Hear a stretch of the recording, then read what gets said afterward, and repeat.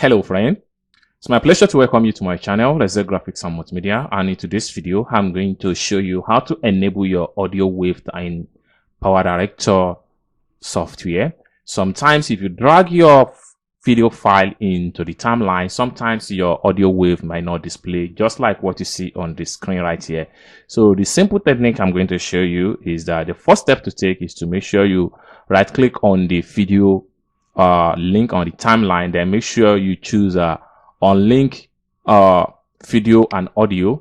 So this is the first step to take. So the next step to take is to make sure that all the unused file from the timeline right here, make sure you delete everything. So I'm starting from this first one right here and press delete key on my keyboard. So I'm going to make sure I delete every damn thing that I'm not using right now on the timeline.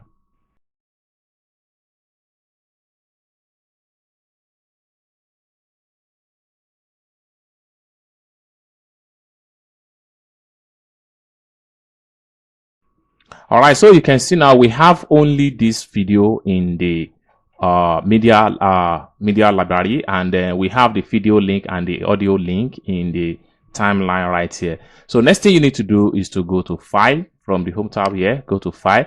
Then from the file, make sure you choose Save Project As. So right here you have to enter the name of the folder right here. Okay, so once you enter the name of the folder, make sure you click on Save. Once you save the folder, the next thing you need to do is to close the tab. So once you close the tab, the next thing you to do is to make sure you restart your system.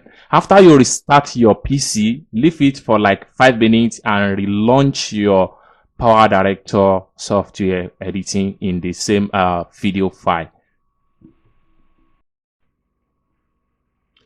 Alright, so after you restart of your PC, the next thing you need to do is to locate the folder where you save the Powerdirector file. So this is the Powerdirector file. You can see the MP4 file and the Powerdirector file. So what you need to do is to select the Powerdirector file and press enter key on your keyboard. Then this is going to load up your Powerdirector file, project file. Okay.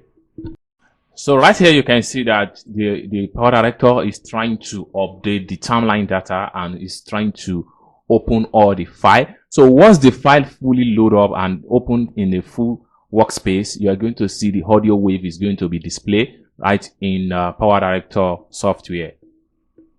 Boom. So right now you can see that all the audio wave has been fully displayed on the screen, just like what you see right here. So guys, this is how you can enable your audio wave on Powerdirector step-by-step tutorial. I hope you guys find value for this video. If you enjoyed this video, give this video a big thumb up, and also remember to subscribe to this channel for more tutorial like this.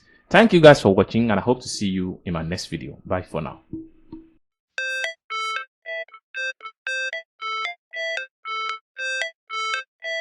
How it's supposed to feel.